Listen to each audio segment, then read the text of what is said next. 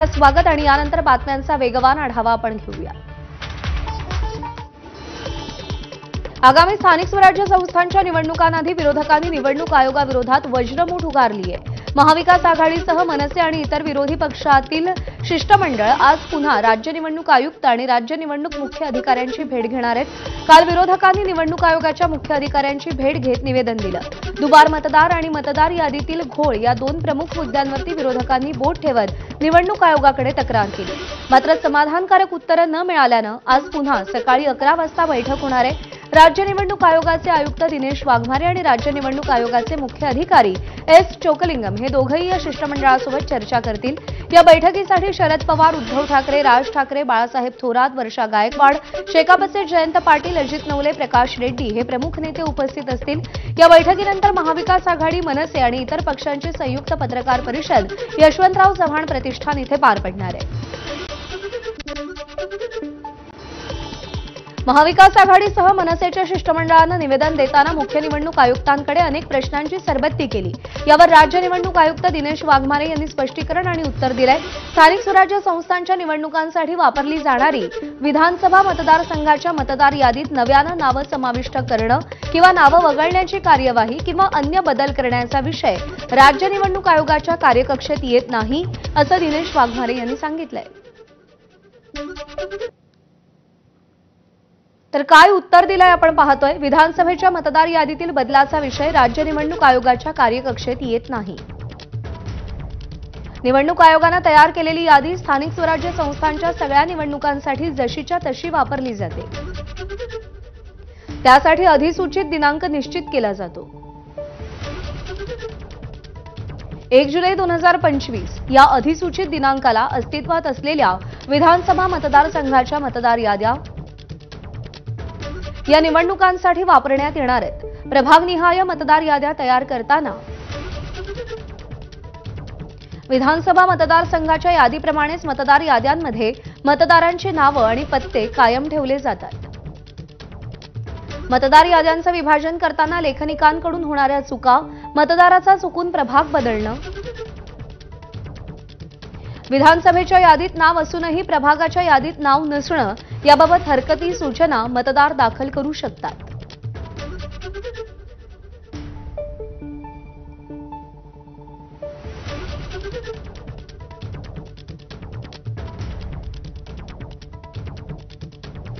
दरम्यान महाविकास आघाडीसह मनसेच्या शिष्टमंडळानं काल घेतलेल्या निवडणूक आयोगाच्या भेटीवर भाजपचे मुख्य प्रवक्ते केशव उपाध्ये यांनी काय प्रतिक्रिया दिली आहे पाहूया।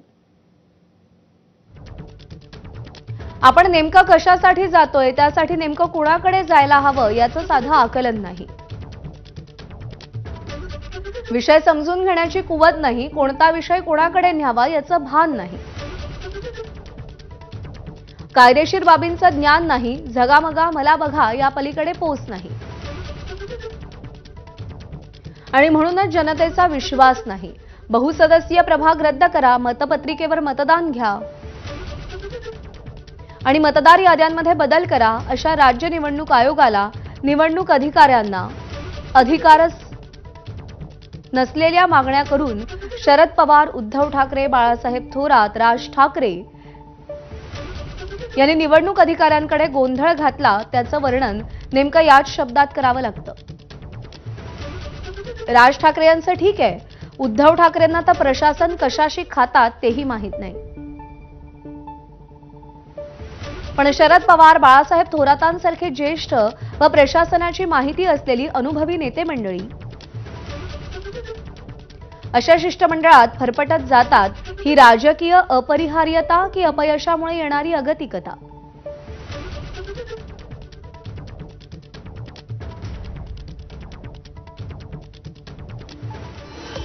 तर महाविकास आघाडीच्या भेटीवरती उपमुख्यमंत्री अजित पवारांनी काय प्रतिक्रिया दिली आहे तीही आपण पाहूया। प्रत्येकाचा अधिकार आहे कुणाला भेटावं कुणाला न भेटावं। डेमोक्रेसीमध्ये, लोकशाहीमध्ये ह्या गोष्टी चालतात आणि जिथं कुठं कंप्लेंट करायची असते ते कंप्लेंट करतात।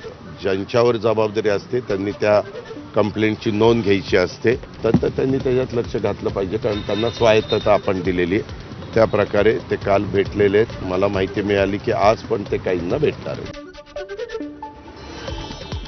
संग्राम जगताप यांच्या जातीवाचक विधानांवरून राजकारण चांगलंच तापलंय आणि अशातच उपमुख्यमंत्री अजित पवारांनी बैठकीत नाराजी व्यक्त केली। वरळी डोम इथे अजित पवारांच्या उपस्थितीत राष्ट्रवादीच्या जिल्हाध्यक्षांची बैठक पार पडली। या बैठकीत आमदार संग्राम जगताप यांचं नाव न घेता अजित पवारांनी जातीवाचक वक्तव्यावरून नाराजी व्यक्त केली। आपल्या बोलण्यामुळे जातीजातीत वाद होता कामा नयेत, तसंच पक्षाच्या विचारधारेला ठेस पोहोचता कामा नये अशा सूचना अजित पवारांनी दिलेल्या आहेत। त्याच्या संदर्भामध्ये आम्ही नोटीस त्याला काढली।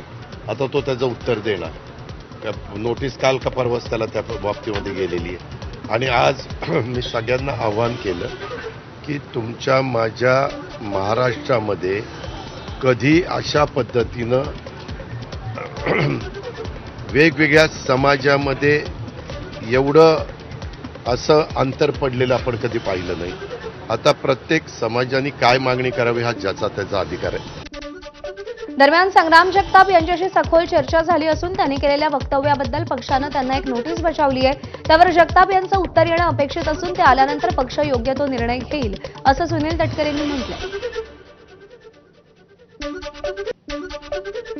संग्राम जगताप, मी आणि राष्ट्रीय अध्यक्ष अजितदादा आमची या विषयावरती सखोल चर्चा झालेली आहे। त्यांना काही सूचना किंवा आज एवढंच मी सांगितलं की सखोल चर्चा झालेली आहे। त्यांनी जे वक्तव्य केलं त्याच्याबद्दल पक्षाने त्यांना एक नोटीस बजावली माझ्या सहीनेच। त्या संदर्भातलं त्यांचं उत्तर लवकरच अपेक्षित आहे। दरम्यान नोटीसीसंदर्भात उपमुख्यमंत्री अजित पवारांसोबत चर्चा झाली आहे। सगळ्या गोष्टीला चर्चा होणं गरजेचं असतं, तशी चर्चा झाली असून नोटीसीला कसं उत्तर द्यायचं ते पाहू अशी प्रतिक्रिया संग्राम जगताप यांनी दिली। पक्षाचा मेळावा होता, याच्यामध्ये आता ज्या निवडणुका आहेत त्या महानगरपालिका असतील, जिल्हा परिषद, पंचायत समिती असतील किंवा नगर परिषद असतील, याच्या संदर्भात एक आढावा आणि पुढची एक कशी दिशा असली पाहिजे याच्यावर एक विचारविनिमय करण्याकरता आज संबंध महाराष्ट्रातला मेळावा अजितदादांच्या नेतृत्वाखाली या ठिकाणी आयोजित करण्यात आला। तुम्ही जो काही नोटीसचा विषय काढला तर त्या नोटीसवरतीच आज चर्चा नेतेमंडळींची झालेली आहे, विशेषतः अजितदादांची देखील झालेली आहे आणि त्याच्या बाबतीमधलं जे काय असेल ती चर्चा आमच्या अंतर्गत ही झालेली आहे। शिवसेनेचे पुण्याचे माजी आमदार रवींद्र धंगेकर यांची भाजप नेत्यांनी उपमुख्यमंत्री एकनाथ शिंदेंकडे तक्रार केली। निवडणुकांच्या तोंडावर धंगेकरांना आवरा, अन्यथा युतीत मिठाचा खडा पडू शकतो अशी तक्रार विरोधकांनी एकनाथ शिंदेंकडे केली होती। यावर पुणे दौऱ्यावर असताना एकनाथ शिंदेंनी रवींद्र धंगेकरांना समज देऊन सबुरीचा सल्ला देखील दिला होता। मात्र धंगेकर आपल्या भूमिकेवर ठाम आहेत। आपण प्रश्न विचारले नाही तर पुणेकर आपल्याला माफ करणार नाही असं म्हणत धंगेकरांनी चंद्रकांत पाटलांना आणखी एक सवाल केलाय। संविधानमध्ये असं लिहिलंय का विचारायचं नाही? लोकशाहीमध्ये मला जे वाटतं ते मी विचारणं काम आहे माझं, आणि मी नाही विचारतं पुणेकर मला माफ करणार नाही। माझं काय चंद्रकांत दादाच्या बांधाला बांधणं आहे। आमची राजकीय लढाई संपली, मी आता ह्या पक्षात आलो। दादांना मी जे विचारतो ते पुणेकर म्हणून विचारतो, दादा भाजपचे नाही। मी भाजपच्या मतदारांची माफी मागतो, मनापासून माफी मागतो। पण मागच्या निवडणुकीमध्ये दीपक मानकरांना त्यांनी जामीन कसा केला आणि कुठल्या शर्ती केला त्याचंही उत्तर आज त्यांनी मला दिलं पाहिजे। एकनाथ शिंदेंनी धंगेकरांना सबुरीचा सल्ला दिला खरा, एकनाथ शिंदेंनी सबुरीचा सल्ला दिल्यानंतर सुद्धा धंगेकर आपल्या आक्रमक पवित्र्यावरती ठाम आहेत आणि त्यांनी चंद्रकांत पाटील यांना पुन्हा एक सवाल उपस्थित केलेला आहे।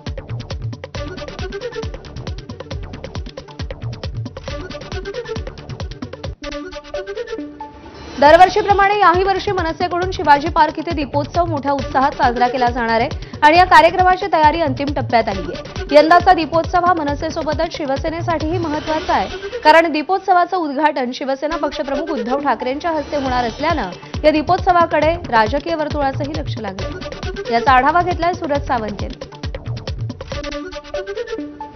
अलाहाबादप्रमाणे याही वर्षी मनसेकडनं शिवाजी पार्क येथे दीपोत्सव साजरा होत आहे आणि या दीपोत्सवाची तयारी ही देखील अंतिम टप्प्यात पोहोचलेली आहे।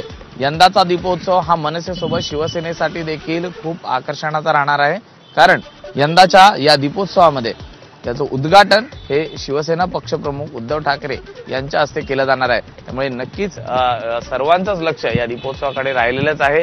मागील अनेक महिन्यांपासून जर आपण पाहतोय की दोन भाऊ हे विविध कार्यक्रमांमध्ये एकत्र येताना पाहायला मिळत आहेत, मात्र पालिका निवडणुका आणि स्थानिक स्वराज्य संस्थांच्या निवडणुका या देखील तोंडावर आहेत आणि अशात गाठीभेटी ह्या मोठ्या प्रमाणात दोघांच्याही वाढलेल्या पाहायला मिळत आहेत। आणि अशातच कौटुंबिक कार्यक्रम असतील किंवा इतर कार्यक्रम असतील, त्या दोन्ही कार्यक्रमांमध्ये दोन्ही भाऊ एकत्र येत असल्याने युतीबाबतच्या ज्या चर्चा जोर धरू लागलेल्या आहेत, तर याचा फायदा हा नक्की किती होतो हे पाहणं देखील तितकंच महत्त्वाचं राहणार आहे. लाईट्स या लागलेल्या आहेत, पक्षाकडनं झेंडे देखील लावण्यात आलेले आहेत. त्यामुळे 17 तारखेला होणाऱ्या कार्यक्रमाकडे सर्वांचं लक्ष लागून राहिलेलं आहे.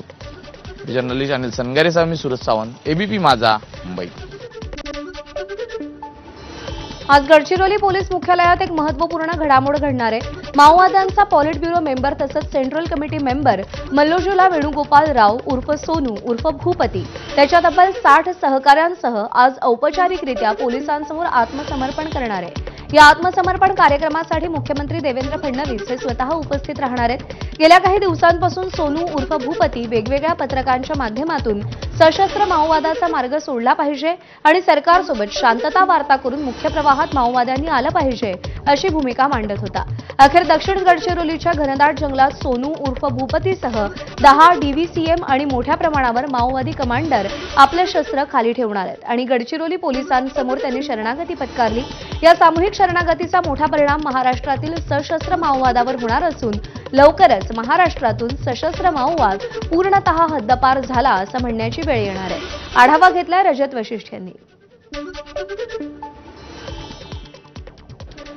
गडचिरोली पोलिसांच्या इतिहासामध्ये आजचा दिवस अत्यंत महत्त्वाचा दिवस आहे, कारण तब्बल 61 माओवाद्यांचा आत्मसमर्पण सोहळा जो आहे तो आज मुख्यमंत्री आणि राज्याचे गृहमंत्री देवेंद्र फडणवीस यांच्या उपस्थितीमध्ये होणार आहे. आणि त्यासाठी गडचिरोली पोलीस मुख्यालयामध्ये जी तयारी जी आहे ती केली जात आहे आणि सुमारे 10 वाजताच्या सुमारास हा जो सोहळा जो आहे तो गडचिरोली पोलीस मुख्यालयामध्ये पार पडणार आहे. मोठ्या संख्येने शस्त्र सुद्धा जे आहेत ते माओवाद्यांनी पोलिसांसमोर ठेवलेले आहे. त्यामुळे फक्त मोठ्या संख्येने माओवादीच आज पोलिसांना शरण आलेले नाही, तर मोठा शस्त्रसाठा जो आहे तोही त्यांच्याकडून हस्तगत करण्यामध्ये पोलिसांना यश मिळालेलं आहे. जे काही सामूहिक आत्मसमर्पण आहे याच्या माध्यमातून गडचिरोलीमध्ये आता कुठलीही मोठी घटना घडवण्यामध्ये आता माओवादी यापुढे सक्षम राहणार नाही, एवढा एक वर्चस्व जो आहे तो गडचिरोली पोलिसांचा या सामूहिक जी शरणागती जी पत्करण्यात आलेली आहे त्याच्या माध्यमातून निर्माण होणार आहे. कॅमेरामॅन अतुल हिरडेसह रजत वशिष्ठ, एबीपी माझा, गडचिरोली. एकीकडे आज जहाल नक्षली भूपती आत्मसमर्पण करतोय, तर याआधी फेब्रुवारी 2025 मध्ये आत्मसमर्पण केलेल्या मंगलसिंग तुलामी आणि त्याच्या पत्नीनं एबीपी माझाशी संवाद साधला. तुलामी हे 20 वर्ष सक्रिय नक्षली होते. आत्मसमर्पणामुळे जीवनाचं नवीन ध्येय मिळाल्याचं त्यांनी सांगितलं. सध्या ते कोणसरीच्या लॉइड्स मेटल कंपनीमध्ये 67 सहकाऱ्यांसह काम करतायत. त्यांच्याशी बातचीत केली आहे तुषार कोहळे यांनी. आज कैसा लग रहा है? जंगल का 20 साल का आपका लाइफ और आज गडचिरोली पुलिस की सुरक्षा में आप है, तो कैसा महसूस हो रहा है? बहुत अच्छा महसूस हो रहा है. जंगल में तो ऐसे कब मरेंगे, कब क्या होगा, ये वो सब सारे डर रहता है. तो यहाँ आने के बाद बहुत कुछ हमें पता चला कि सरकार पुनर्वसन के लिए सब कुछ यहाँ सुविधाएं कर रही है करके. उधर तो बहुत तकलीफ था. क्या क्या तकलीफ होती थी बताइए? कुछ पानी पीने के लिए कुछ नहीं मिलता, खाने का नहीं, बराबर खाने का खाना नहीं मिलता है. यहाँ आने के बाद ही देखे हैं कि नवजीवन वसाहत में जाके उनके घर और उनके रहन सहन और जो भी अभी जॉब्स कर रहे हैं, तो इससे तो हमें भी उम्मीद है कि हम भी कुछ कर सकते हैं. गडचिरोली जिल्ह्यातील माओवादाला नियंत्रण मिळवत आहे, त्याचं देखील राज्य सरकार असेल किंवा वेगवेगळ्या स्तरातनं कौतुक होत आहे. कॅमेरामॅन मिथुन आत्मनेसह तुषार कोहळे, एबीपी माझा, गडचिरोली. पुण्याच्या वाघोली भागातील एका प्रसिद्ध शाळेच्या शिक्षिकेनं विद्यार्थ्याला कानशिलात लगावली आणि थेट शाळेतून काढून टाकलं. हा मार इतका जोरात होता की विद्यार्थ्याच्या कानाला दुखापत झाली. घडलेल्या प्रकारामुळे पालक आणि विद्यार्थ्यांमध्ये भीतीचं वातावरण निर्माण झालंय. विद्यार्थ्याच्या आईनं वाघोली पोलीस ठाण्यामध्ये शिक्षिका तृप्ती सक्सेना यांच्या विरोधात फिर्याद नोंदवली. मधल्या सुट्टीनंतर विद्यार्थी वर्गात वेळेत न गेल्यानं शिक्षिकेनं विद्यार्थ्याच्या कानाखाली मारलं. शाळेच्या मुख्याध्यापिकांकडे तक्रार करूनही कोणतीही कारवाई करण्यात आली नसल्याचा आरोप पालकांनी केला. उलट मुलाला वर्गातून बाहेर काढण्यात आलं. या प्रकरणी वाघोली पोलिसांनी गुन्हा दाखल केलाय. शाळा व्यवस्थापनानं शिक्षिकेला कारणे दाखवा नोटीस बजावली आहे आणि याला उत्तर त्या महिला शिक्षिकेनं दिलंय. मात्र संबंधित पालकांनी शाळेसमोर अजब मागणी केली आहे. विद्यार्थ्यांना शिक्षिकेला सर्वांसमोर मारावं अशी मागणी पालकांनी केल्याचा दावा शाळेनं केलाय. त्यावर शाळेनं पालकांना विद्यार्थ्याचा दाखला घेऊन जाण्यास सांगितलंय.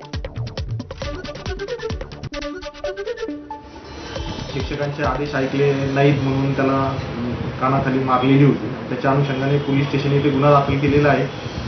त्याच्या अनुषंगाने साक्षीदार व इतर आरोपी व त्याच्या अनुषंगाने इतर तपास जो आहे तो करण्यात येत आहे. वास्तविक पाहता शाळेच्या मॅनेजमेंटनी पालकांना बोलवून नक्की काय घडले याची शहानिशा करून शिक्षकेवरती कारवाई करणं अपेक्षित होतं. परंतु सध्या खूप उलटे प्रकार घडत आहेत. मॅनेजमेंटनी याची कुठलीही दखल न घेता उलट मुलाचा TC डायरेक्टली ईमेलद्वारे पाठवण्यात आला.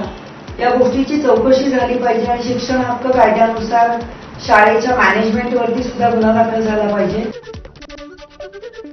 कोरोना काळात ऑक्सिजनच्या तुटवड्याच्या पार्श्वभूमीवर शासनानं राज्यात स्वयंपूर्ण होण्यासाठी मोठी योजना आखली होती.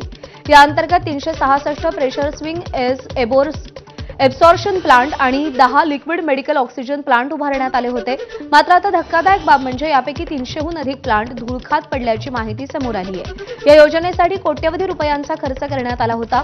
पण इतक्या मोठ्या प्रमाणावर प्लांट बंद पडल्यानं शासनाच्या या योजनेची कार्यक्षमता, गुणवत्ता आणि पारदर्शकतेवर मोठं प्रश्नचिन्ह निर्माण झालंय. आढावा आमच्या प्रतिनिधींनी घेतलाय, पाहूया. कोरोना काळात ऑक्सिजनची टंचाई बघता राज्य सरकारने अनेक रुग्णालयात ऑक्सिजन निर्मितीचे प्लांट तयार करण्याचा निर्णय घेतला होता. कोट्यवधी रुपयांचा हा निर्णय होता.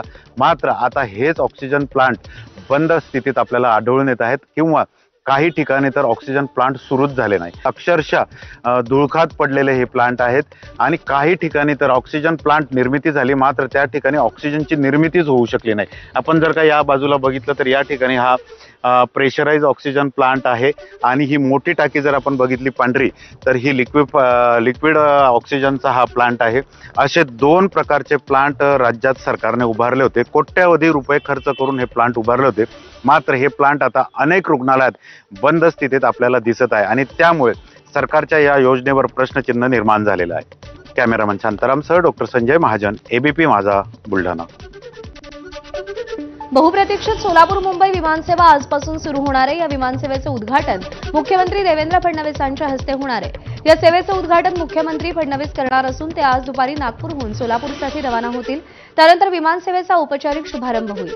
यानंतर मुख्यमंत्री फडणवीस हेलिकॉप्टरनं पंढरपूर जवळच्या श्रीपूरकडे रवाना होणार असून तिथे सुधाकरपंत परिचारक यांच्या पुतळ्याचं अनावरण करतील आणि त्यानंतर पूरग्रस्तांसाठी DPDCतून तयार करण्यात आलेल्या दिवाळी किटचंही वाटप होणार आहे.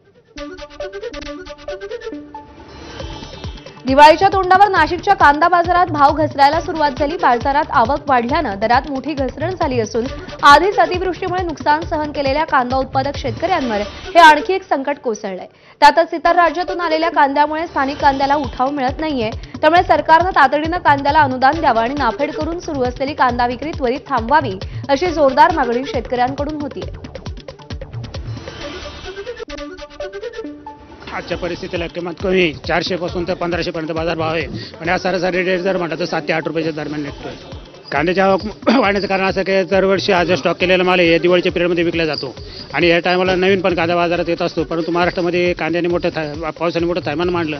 त्याच्यामुळे यावर्षी लाल कांदा लेट झाला आणि आज स्टॉक केलेला कांदा शेतकऱ्यांनी विकला नव्हता. कारण हे भाव वाढतील आणि मागणी आणि पुरवठा याच्यामधलं फार मोठा डिस्टन्स तयार झाल्यामुळं हे कांद्याचे दर हे अत्यंत कोसळले आहेत. कांद्याच्या लागवडी मोठ्या प्रमाणात होण्यास सुरुवात झाली आहे.